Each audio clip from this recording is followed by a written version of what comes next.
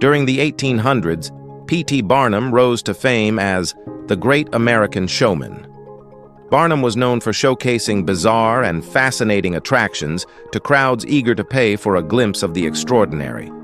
One of the main ways Barnum packed his tents was by exploiting unusual human conditions. The spectacle became known as his freak show. However, some of these acts were so controversial and jaw-droppingly disturbing that they were ultimately banned. So, join us as we uncover 15 circus freaks that actually existed, but were eventually banned. Number 15. Chang Yu-sing, the Chinese giant. Chang stood over 8 feet tall and weighed a massive 364 pounds. Barnum adored dressing him in flowing Chinese robes, convinced that long garments made him appear even taller. In fact, Barnum exaggerated his height and promoted him as being 9 feet tall. When Chang joined the freak show, he leaned into the irony. Chinese people were often stereotyped as short, so a towering Chinese giant was the ultimate lottery. The novelty made people pause, laugh, and gawk. Sadly, there aren't many surviving records of Chang's time in Barnum's lineup. Historians believe his time there was likely brief, perhaps a short-term contract where he collected his pay and returned to regular life. Still, his appearance was memorable enough to leave a dent in sideshow history. Even if it didn't last long, the sheer spectacle of seeing someone that tall in ornate robes was more than enough to give Barnum another marketable marvel. Number 14. Fannie Mills. Fannie Mills, famously labeled the Bigfoot Girl, may have seemed like an ordinary woman at first glance, but one distinct trait made her unforgettable: her feet. This unusual feature became both her spotlight and her livelihood. Fannie suffered from a rare medical condition called Milroy's disease, which caused intense swelling in her lower limbs, making her feet grow to massive proportions. Between 1885 and 1887, she toured the East Coast, appearing in dime museums that featured the bizarre and extraordinary, two-headed calves and oddities included. Visitors came from everywhere just to witness her oversized feet, which quickly became the show's headline. At her peak, she earned $4,000 per week, a fortune for the era. Her feet grew so large that they measured 19 inches long and 7 inches wide. To manage them, she wore custom shoes crafted from 3 goat hides and pillowcase socks. But in 1887, after a stillbirth, her health declined. She died in 1892 at 39, but her unusual legacy endured. Number 13. Sarah Hubolt. Sarah is a globally recognized performer known for her breathtaking command of circus arts and physical theater. With specialties in aerial silks and hula hooping, she stunned crowds with her fluid movement and inventive style. But Sarah's abilities went far beyond the stage. She also represented Australia in swimming at the 2000 Sydney Paralympic Games. She proudly reclaims the term natural-born freak, a label once used in the 1930s sideshow culture to describe disabled performers. To Sarah, it's not about her challenges, but how she's reshaped them into something exceptional. Born with Hallermann-Streiff syndrome, a rare genetic disorder affecting bone development, she stands just 144 centimeters tall and is legally blind. Still, Sarah focuses entirely on what she can do, igniting stages with her skill, imagination, and relentless creativity. Her condition never defined her limits. Her performances did. While Sarah mesmerized crowds by pushing limits, another figure's fragile body would place him in the harsh spotlight of survival. Number 12. Gladys Roy. While her 3 brothers piloted planes for Northwest Airlines, Gladys Roy from Minnesota made headlines not from the cockpit, but by climbing on top of aircraft. She specialized in barnstorming, wing walking, leaping from planes at altitudes between 100 to 16,000 feet, and once even danced the Charleston in midair. Her most jaw-dropping stunt? A mock tennis match with Ivan Unger on the wings of a flying biplane, complete with rackets, but no ball. At her peak, Roy was pulling in $200 to $500 per show, roughly $2,600 to $6,700 today. But by May 1926, she was earning barely $100 per act. "The crowds are beginning to tire of even my most difficult stunts," she told the Los Angeles Times. "Eventually, an accident will occur, and then—" That prediction came true, but not in the air. While posing for a photograph on the ground, Roy accidentally stepped into a spinning propeller. She died instantly. She was just 25. Number 11. Pauline Musters. Musters came into the world in the Netherlands in 1876. Pauline Musters secured her place in history as the world's shortest woman, measuring only 58 centimeters. Her astonishingly petite frame wasn't just a medical rarity. It became her gateway to worldwide fame during a time when human fascination drove public curiosity. By the time she died in 1895, at just 19, from pneumonia and meningitis, Pauline had already made a permanent impression on the world through her charisma, talent, and unshakable spirit. Her size may have been minimal, but her personality was anything but. She radiated energy and charm that drew in audiences from across the globe. Performing in variety shows and exhibitions, she quickly became one of the most adored icons of her generation. Her captivating presence and natural ability to entertain made her beloved well beyond her rare appearance. And just a few decades earlier, two sisters born into slavery would overcome even harsher odds and rise to stardom as celebrated performers. Number 10. Kitty Smith. Unlike many sideshow figures born with rare traits, Kitty Smith's condition was born of cruelty. In 1891, when she was just 9, she refused to make dinner for her drunk father. In retaliation, he pressed her arms against a hot stove until the injuries became permanent. Both arms were amputated. Kitty became a ward of the state, while her father evaded prison due to lack of evidence. Dr. F.M. Gregg, moved by her ordeal, launched a fund to support her education. Under professional guidance, Kitty adapted quickly. She learned to write, paint, embroider, and even play piano, all with her feet. When funding dried up, she sustained herself by performing at Coney Island and touring with Ringling Brothers and Barnum. She also earned money selling her artwork and autobiography. In her memoir, Kitty famously forgave her father and rewrote her story, claiming her arms were lost in an accidental fire. That revision said more than any sideshow ever could. Number 9. Minnie Woolsey. Minnie Woolsey, affectionately called Cuckoo the Bird Girl, was born in 1880 in Georgia and diagnosed with Virchow-Seckel syndrome, sometimes labeled bird-headed dwarfism. The condition gave her a small, receding jaw, beak-shaped nose, and a narrow face that left lasting impressions on anyone who saw her.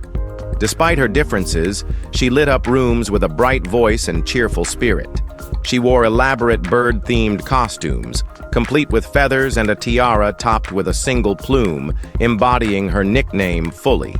Her performances combined quirky dance moves and light, erratic gestures that mimicked bird-like motions, leaving audiences stunned and intrigued. She would flap her arms, bob her head, and move with a rhythm that was wholly her own. Her most well-known appearance came in Todd Browning's 1932 cult classic Freaks, where she became an icon among real-life sideshow legends. Number 8. Francesco Lentini. Francesco Lentini, was technically half of a set of conjoined twins, though his brother was incomplete. Just a leg and a set of genitals fused to Francesco's spine. Raised in a large Sicilian household with 12 siblings, his condition was an overwhelming surprise. The midwife who delivered him was reportedly so disturbed by the sight that she hid him under the bed and ran. Doctors reviewed his case, but concluded surgery was far too risky. A turning point came when Francesco visited a center for children with disabilities. There, he witnessed others facing more severe challenges. It gave him perspective and pride. Instead of hiding, he leaned in. For over 40 years, he performed in major circuses, including Barnum's and Coney Island. Audiences didn't just come for the third leg, they came for his confidence and sense of humor. He became a household name in the sideshow world, so beloved that people simply called him the King. Number 7. Jack Earl. Jack Earl was born as Jacob Reuben Ehrlich in 1906, and this guy grew into one of the tallest men the world had ever seen. By age 10, he stood 6 feet tall. By 13, nearly 7 feet. Estimates of his final adult height range from 7 feet 7 inches to an astonishing 8 feet 6 inches. His condition, acromegaly gigantism, caused his body to grow uncontrollably. Though Jack tried his hand at acting and appeared in films like Hansel and Gretel and Jack and the Beanstalk, a fall from a scaffold cut that career short. Later, the Ringling Brothers and Barnum and Bailey Circus approached him to join their lineup. At the time, their featured giant, Jim Tarver, wasn't nearly as tall. Although Jack once vowed never to appear in a freak show, financial need changed his mind. On his first day, a dwarf named Harry reassured him that the real freaks were in the audience.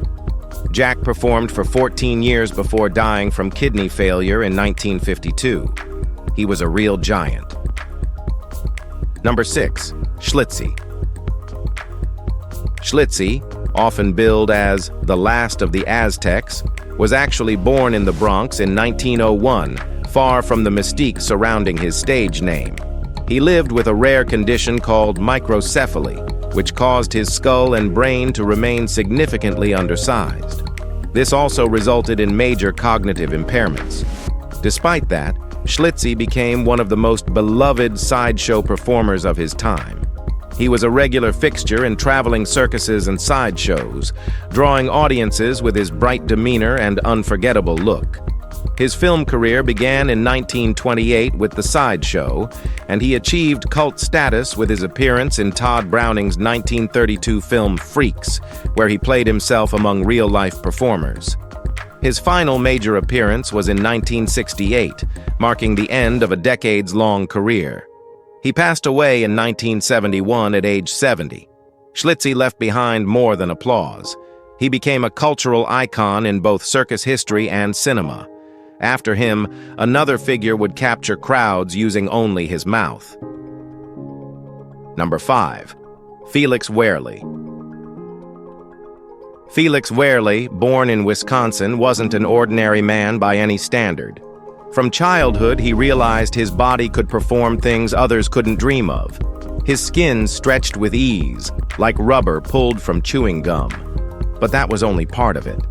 Felix could also bend his limbs completely backward without pain, an ability that left even hardened skeptics stunned. It wasn't a trick. It wasn't performance. It was as if his body rewrote every anatomical rule. Medical professionals who examined him suspected a rare genetic condition now called Ehlers-Danlos syndrome, known to cause hyperflexible joints and stretchable skin. Rather than conceal his gift, Felix chose to display it. He traveled widely, captivating audiences in museums and sideshow venues. His most famous run came with the iconic Ringling Brothers Circus, where his impossible contortions turned him into a crowd favorite. But as Felix amazed thousands with his unnatural abilities, another performer would soon redefine the idea of small on a global scale. Number 4. Priscilla Lowther. Priscilla was born in Puerto Rico in 1911 with a rare condition known as hypertrichosis, often called werewolf syndrome, which caused excessive hair growth across her entire body. She also had a double row of teeth, giving her an even more striking appearance.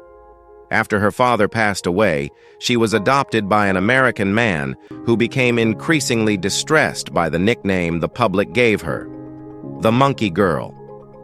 It was while performing with the circus that she met Emmett Bejano, a man who suffered from ichthyosis, a disorder that gave his skin a rough, scaly texture. The two formed a bond and eventually eloped, becoming known as the world's strangest married couple. They toured together for decades and were a beloved act. Priscilla made guest appearances on The Jerry Springer Show and often sang for the audience. After retirement, she had to shave her entire body every few days. Despite their differences, they stayed married for nearly 60 years. Love is eternal, and it doesn't look at your looks or wealth. Number 3. Violetta. Violetta was born with tetra amelia syndrome, a condition that left her without arms or legs. Still, she was impressively agile, able to do tasks most would consider impossible. She combed her own hair, sewed, and even threaded needles independently. Despite her condition, the rest of her body was flawless. In fact, her senses were said to be more developed than the average person's. She occasionally performed under the title, the Armless and Legless Venus, stunning audiences with her composure and presence. Her physical beauty fascinated doctors, who often remarked on the symmetry and perfection of her form. After the show, a nurse would carry her around the stage, allowing spectators to gently touch her out of sheer awe. But while Violetta's story was one of beauty through limitation, the next performer's tale turned towards something darker, a mystery that twisted into torment and drove one man to the brink of madness. Number 2. Frances O'Connor. This beautiful lady was born without arms and taught herself to navigate life using only her feet. She ate, drank, wrote, and even sewed with incredible precision and independence. At just 15, she joined the Ringling Brothers Circus, performing under the guidance of her mother, who also acted as her manager.